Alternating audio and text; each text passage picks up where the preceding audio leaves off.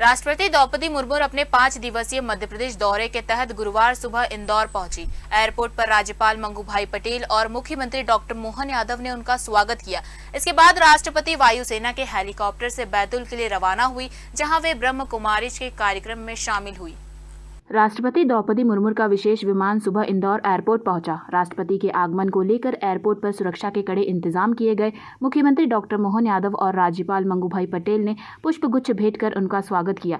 इस दौरान मंत्री कैलाश विजयवर्गीय, जनप्रतिनिधि और वरिष्ठ प्रशासनिक अधिकारी मौजूद रहे। एयरपोर्ट पर संक्षिप्त प्रवास के बाद राष्ट्रपति हेलीकॉप्टर से बैतूल के लिए रवाना हुई। बैतूल में ब्रह्म कुमारी के विशेष कार्यक्रम में वह हिस्सा लेंगी। इसके बाद उनका ओंकारेश्वर जाने का कार्यक्रम है। मध्य प्रदेश दौरे के दौरान राष्ट्रपति जबलपुर, ग्वालियर और कूनो नेशनल पार्क का भी भ्रमण करेंगी तथा विभिन्न कार्यक्रमों में शामिल होंगी। मैंने शासन की ओर से हमारे महामहिम श्रीमान गवर्नर पटेल साहब, माननीय मंत्री कैलाश विजयवर्गीय जी, माननीय मंत्री तुलसीराम सिलावट जी, माननीय सांसद शंकर ललवानी जी, सभी माननीय विधायकों के साथ और अन्य गणमान्य अतिथियों के साथ हमने उनकी आगवानी की।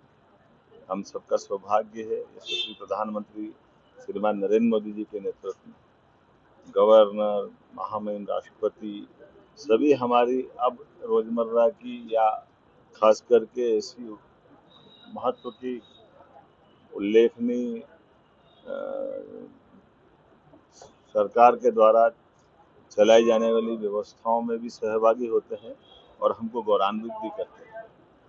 मुझे इस बात का संतोष है कि एक तरफ चीता प्रोजेक्ट की सफलता को भी देखने के लिए महामहिम हमारे मध्य प्रदेश में रहने वाले हैं।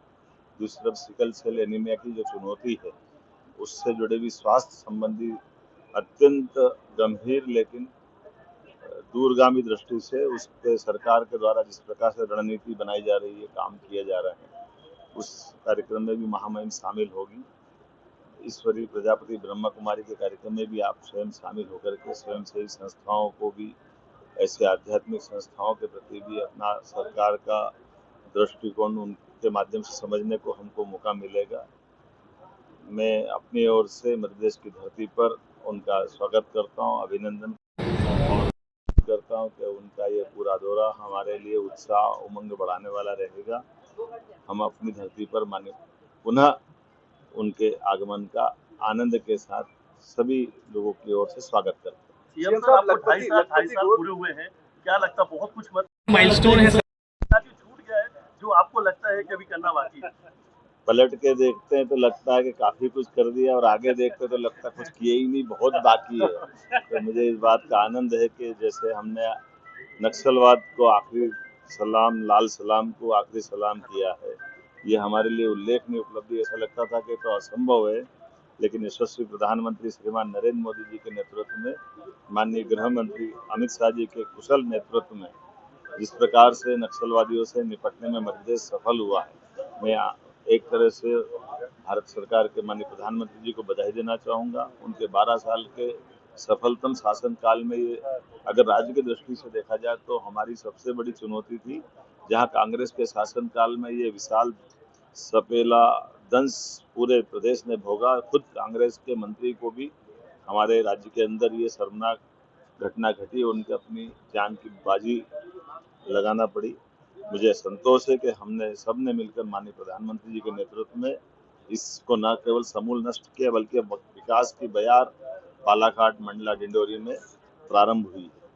दूसरी तरफ यूनियन कार्बाइड का 40 साल पुराना कांग्रेस के शासनकाल का कचरे को जला करके यूनियन कार्बाइड के दंश से भी एक तरह से मुक्ति दिलाने का काम हुआ। नदी जोड़ो अभियान से लेकर कई बड़े बड़े काम जैसे हुए हैं, ये वाकई हमारे लिए अद्भुत हुए हैं, जो पूरी दुनिया के लिए आश्चर्य है। और चीता कहाँ जीता? मध्य प्रदेश में जीता, हमारे लिए सौभाग्य की बात है। चीते के प्रोजेक्ट ने दुनिया में एक नया रिकॉर्ड बनाया। जब हमारी सरकार बनी थी तो 20 में से 12 शांत हो गए थे, 8 ही बचे थे।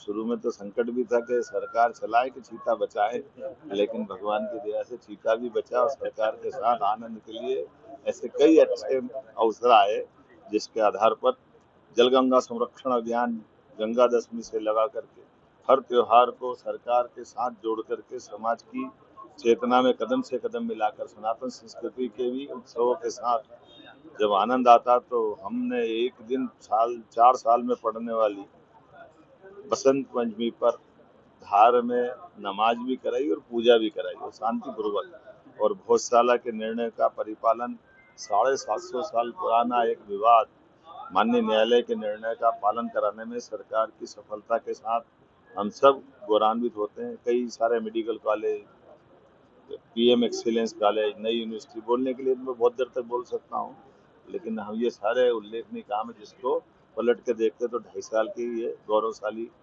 इतिहास भी है जिस पर गर्व कर सकते हैं।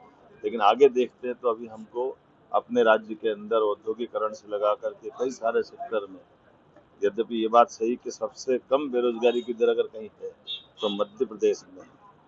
पीएम एक्सीलेंस कॉलेज सबसे पहले कहीं खुले तो मध्य प्रदेश में। सबसे ज्यादा कम बेरोजगारी की दर अगर कहीं है तो मध्य प्रदेश में। ऐसे कई सारी चीजों की हमारी उपलब्धि, लेकिन फिर भी हम प्रयास करेंगे आने वाले 2.5 साल में 100 लाख हेक्टेयर तक सिंचाई का रकबा बढ़ाएं। प्रति व्यक्ति आय जो कांग्रेस के 55 साल में केवल 11,000 रुपये प्रति व्यक्ति थी, हमारी सरकार के बनने के समय तक वो 1,30,000 तक पहुंची और आज की स्थिति में 1,70,000 प्रति व्यक्ति से आगे बढ़ी है। मुझे गर्व है, इस पे हम लगातार और आगे काम करेंगे और अमृतकाल 2047 तक 22,50,000 रुपया प्रति माह प्रति व्यक्ति आय हो, इस प्रकार से प्रयास करेंगे। मेरी अपनी ओर से बधाई।